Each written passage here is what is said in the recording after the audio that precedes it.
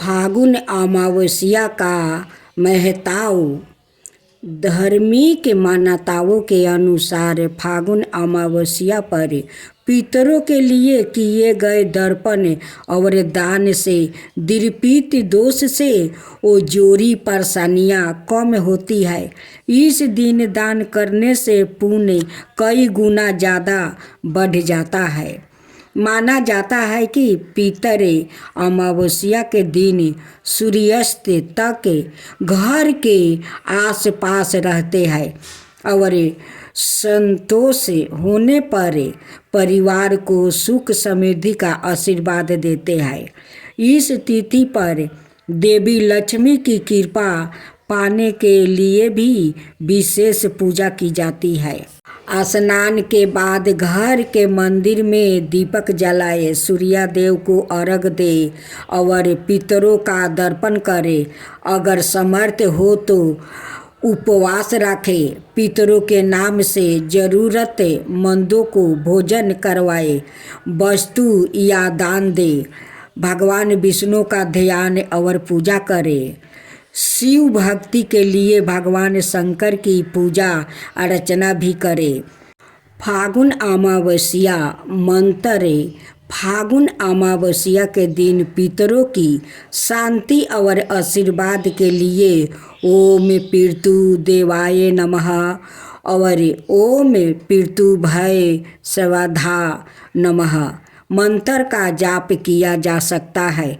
स्नान के बाद दर्पण देते समय इन मंत्रों को मन में श्राद्ध के साथ 11 या 108 बार बोले। इस दिन भगवान विष्णु की कृपा पाने के लिए ओम नमः भगवते वासुदेवा मंत्र का जाप करना शुभ माना जाता है। शिव भक्ति के लिए ओम नमः शिवाय मंत्र का जाप भी किया जा सकता है। फागुन अमावस्या के दिन सुबह स्नान के बाद पितरों के लिए दर्पण करें और अपनी क्षमता के अनुसार दान पुण्य करें। घर की दक्षिण दिशा में सरसों के तेल का चौमुखी दीपक जलाना शुभ माना जाता है। पीपल के पेड़ की जड़ में जल चढ़ा कर दीपक जलाया करे और मन में शांति की कामना करे। ज़रूरतमंदों को भोजन करवाए या वस्तु दान करे। अगर शनि से जुड़ी परेशानी महसूस होती है तो इस दिन शनि जी का स्मरण करे, साधारण पूजा करें। पितृ पक्ष की कथा। पितृ पक्ष की पौराणिक कथा के अनुसार जोग और भोग 2 भाई था। दोनों अलग अलग रहता था। जोग धनी था और भोग गरीब था। दोनों में परस्पर बड़ा प्रेम था। जोग की पत्नी को धन का अभिमान था, किंतु भोग की पत्नी बड़ी सरल दयालु थी। पितृ पक्ष आने पर जोग की पत्नी ने उसे पितरों का श्राद्ध करने का लिए कहा तो जोग इसे व्यर्थ का कार्य समझाकर वो टालने की चेष्टा करने लगा। किंतु उसकी पत्नी समझती थी कि यदि ऐसा नहीं करेंगे तो लोग बातें बनाएंगे। फिर उसे अपने महके वालों को दावत पर बुलाने और अपनी शान दिखाने का यह उचित अवसर लगा और वो बोली, आप शायद मेरी परेशानी की वजह से ऐसा कह रहे हो, किंतु इसमें मुझे कोई परेशानी नहीं होगी। मैं भोग की पत्नी को बुला लूँगी, दोनों मिलकर सारा काम कर लूँगी। फिर उसने जोग को अपने पीहर न्योता देने के लिए भेज दिया। दूसरे दिन उसके बुलाने पर भोग की पत्नी सुबह सवेरे आकर काम में लिपट गई। उसने रसोई तैयार किया, अनेक पकवान बनाई, फिर सभी काम निपटाकर अपने घर आ गई। आखिर उसे भी तो पितरों का श्राद्ध दर्पण करना था। इस अवसर पर ना जोग की पत्नी ने उसे रोका और ना वो रोकी। शीघ्र ही दोपहर हो गई। पितरों भूमि पर उतर गया। जोग भोग के पितर पहले जोग के यहाँ गया तो क्या देखता है कि उसके ससुराल वाले वहाँ भोजन पर वो जुटा हुआ है। निराश होकर वो भोग के यहाँ गया। वहाँ क्या था, मात्र पितरों के नाम पर अंगिरिया दी गई थी। पितरों ने उसकी राख चाट लिया और भूखे ही नदी के तट पर पहुँच गया। थोड़ी देर में सारे पितर इकट्ठा हो गया और अपने अपने यहाँ के श्राद्धों की बड़ाई करने लगा। जोग भोग के पितरों ने भी अपनी आप पीतू सुनाई। फिर वो सोचने लगा, अगर भोग समर्थ होता तो शायद उन्हें भूखा ना रहना पड़ता, मगर भोग के घर में तो 2 जून की रोटी भी खाने को नहीं है। यही सब सोचकर उन्होंने भोग पर दया आ गई। अचानक वो नाच नाच कर गाने लगा, भोग के घर धन हो जाए, भोग के घर धन हो जाए। सांझ होने को हुआ। भोग के बच्चों को कुछ भी खाने को नहीं मिला था। उन्होंने माँ से कहा, भूख लगी है माँ। तब उन्हें भोग के पत्नी बच्चों को वो गुस्से में बोली कि जाओ, आंगन में हंडी औंधी रखी है, उसे जाकर खोल लो और जो कुछ मिले बांट कर खा लेना। बच्चे वहाँ पहुँच गया तो क्या देखता है कि हंडी मोहर से भरी पड़ी है। वो दौड़े दौड़े माँ के पास पहुँच गया और उसे सारी बातें बताई। आंगन में आकर भोग की पत्नी ने यह सब कुछ देखी तो वह भी हैरान रह गई। इस प्रकार भोग भी धनी हो गया, मगर धन पाकर वो घमंडी नहीं हुआ। दूसरों साल का वो पितृ पक्ष आया। श्राद्ध के दिन भोग की पत्नी ने 56 प्रकार के वो भोजन बनाई। ब्राह्मणों को बुलाकर श्राद्ध करवाई, भोजन करवाई, दक्षिणा दी। जेठ जेठानी को सोने चांदी के बर्तन में वो भोजन करवाई। इससे पितर बड़े प्रसन्न हुआ। तो बोलो पूर्वजों देव की जय, पितर महाराज की जय। अब श्रवण करेंगे तुलसी माता की कहानी। एक कन्या थी। जब वो थोड़ी बड़ी हुई और उसके समझ में आने लगी, तब से ही वो तुलसी माता जी की पूजा करने लगी। उसके प्रतिदिन का नियम था कि तुलसी माता जी का पूजन करने के बाद ही वो भोजन करती थी। जब वो कन्या शादी के लायक हुई, तब उसके माता पिता ने उसकी शादी करवा दिया। कन्या को उसके माता पिता ने दहेज में भी एक तुलसी का गमला दे दिया। ससुराल में वो प्रतिदिन सवेरे उठती है, पूजा पाठ करती है, फिर उसके बाद ही भोजन करने बैठती है। उसकी 2 जेठानी थी।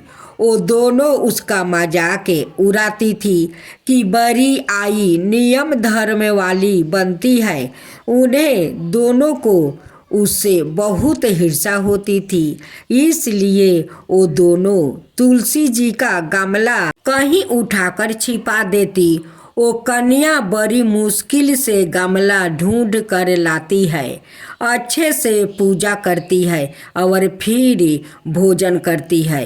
वो गमला खोज कर लाती है तो एक दिन तो उसकी जेठानिया ने क्या कर दिया कि गमला ही दूर फेंक दिया। कन्या ने खूब ढूंढा पर उसे गमला कहीं नहीं मिला। वो बहुत ही परेशान हो गई थी। उस दिन तो उसने खाना भी नहीं खाई। उसका नियम जो था, उस कन्या की सच्ची भक्ति देखकर तुलसी माता उससे बहुत प्रसन्न हो गई और उसके कमरे में तुलसी माता का गमला प्रकट हो गया। अगले दिन सुबह जब वो उठी तो क्या देखती है कि उसके खाट के चारों कोने पर तुलसी माता का गमला आ गया है। यह देखकर वो तो बहुत प्रसन्न हो गई कि अब मेरी तुलसी माता को कोई चुरा नहीं सकेगा, पूजा करने के लिए भी कहीं और जाना नहीं पड़ेगा और कोई मेरी तुलसी माता को फेंक भी नहीं सकेगा। वो तो जल्दी से उठकर स्नान करती है और तुलसी माता की पूजा कर लेती है। जब वो खाना खाने बैठती तो उसकी जेठानियाँ मजाक करने लगी कि लो, देवरानी का नियम धर्म पूरा हो गया। उससे पूछती है कि तुलसी जी की पूजा कर ली क्या? देवरानी धीरे से बोलती है, हाँ कर लिया। जेठानिया बोलती है, कहाँ से कर लिया? पूजा का गमला तो फेंक दिया था। देवरानी कहती है कि देख लो, मेरे कमरे में खाट पर तुलसी जी लग रही है। जेठानिया बहुत शर्मिंदा हुई और बोली कि देवरानी, तेरी भक्ति सच्ची है रे, हमने तुझे बहुत परेशान कर रखा है, हमें माफ़ कर दे देवरानी, हमें माफ़ कर दे। उन्होंने जेठानी को माफ़ कर दिया। यह गाथा माता लक्ष्मी की कृपा, धन, समृद्धि और श्रद्धा का महत्व बताती है। सच्चे मन से पूजा करने वाले पर माता सदैव कृपालु रहती है। एक गांव में एक साहूकार रहता था। साहूकार का एक बेटी थी। वह हर रोज पीपल सींचने जाती थी। पीपल के वृक्ष में से लक्ष्मी जी प्रकट होती थी और चली भी जाती। एक दिन लक्ष्मी जी ने साहूकार की बेटी से कही, तू मेरी सहेली बन जा। तब लड़की ने कहा कि मैं अपने पिता से पूछकर कल आऊँगी। साहूकार की बेटी ने घर जाकर अपने पिता को सारी बात कह दिया। तब उसके पिताजी बोले, वो तो माता लक्ष्मी जी है, अपने को और क्या चाहिए, तू लक्ष्मी जी की सहेली बन जा। दूसरे दिन वह लड़की फिर गई। तब लक्ष्मी जी पीपल के पेड़ से वो निकल कर आई और कही, सहेली बन जा। तो लड़की ने कहा, बन जाऊंगी, और दोनों सहेली बन गई। लक्ष्मी जी ने उसको खाने का न्योता दिया। घर आकर लड़की ने माँ बाप को कहा कि मेरी सहेली ने मुझे खाने का न्योता दिया है। तब बाप ने कहा कि सहेली के घर खाने जाओगी, पर घर को संभाल कर जाना। तब वह लक्ष्मी जी के यहाँ वो भोजन करने गई तो लक्ष्मी जी ने उसे साला 2 साला ओढ़ने के लिए दिया, रुपया दिया, सोने की चौकी, सोने की थाली में 36 प्रकार का भोजन करवा दिया। भोजन कर जब वो जाने लगी तो लक्ष्मी जी ने पल्लू पकड़ लिया और कहा कि मैं भी तेरे घर भोजन करने आऊँगी। तो उसने कहा, आ जाइए। अब घर जाकर चुपचाप वो बैठ गई। तब बाप ने पूछा कि बेटी, सहेली के यहाँ भोजन करने गई थी और तू उदास क्यों बैठी है? तो उसने कहा, पिताजी, मेरे को लक्ष्मी जी ने इतना दिया, अनेक प्रकार के भोजन करवाई, परंतु मैं कैसे भोजन कराऊंगी? अपने घर में तो कुछ भी नहीं है। तब उसके पिता ने कहा कि गोबर मिट्टी से चौका लगाकर घर की सफाई कर ले, 4 मुख वाला दिया जलाकर लक्ष्मी जी का नाम लेकर रसोई में बैठ जाना। लड़की सफाई करके लड्डू लेकर बैठ गई। उसी समय एक रानी नहा रही थी। उसका नौलाखा हार चील्हे उठा कर ले गई और उसके घर वह नौलाखा हार वो डाल गई और उसका लड्डू ले गई। बाद में वह हार को तोड़कर बाजार में वो बेच आई और सामान लेने लगी। तो सोनार ने पूछा कि क्या चाहिए? तब उसने कहा कि सोने की चौकी, सोने का थाल, साला दो साला दे दो, मोहर दे दो और समगरी दे दो। 36 प्रकार का भोजन हो जाए इतना सामान दे दो। सारी चीज़ें लेकर बहुत तैयारी करी और रसोई बनाई। तब गणेश जी से कहा कि लक्ष्मी जी को बुलाओ। आगे आगे गणेश जी और पीछे पीछे लक्ष्मी आई। उसने फिर चौकी डाल दिया और कहा कि सहेली चौकी पर बैठ जाओ। जब लक्ष्मी ने कहा सहेली चौकी पर तो राजा रानी के भी नहीं बैठती, किसी के भी नहीं बैठती, तो उसने कहा कि मेरे यहाँ तो बैठना पड़ेगा। फिर लक्ष्मी जी चौकी पर बैठ गई। तब उसने बहुत खातिर की। जैसे लक्ष्मी ने करी थी वैसा ही उसने करी। लक्ष्मी जी उस पर खुश हो गई। घर में खूब रुपया और लक्ष्मी हो गई। साहूकार की बेटी ने कहा मैं अभी आ रही हूँ, तुम यही बैठी रहना। और वह चली गई। लक्ष्मी जी गई नहीं और चौकी पर बैठी रही। उसको बहुत दौलत दी। हे लक्ष्मी जी, जैसे तुमने साहूकार की बेटी को दिया वैसे ही सबको देना। कहते सुनते हुंकार भरते अपने सारे परिवार को दियो।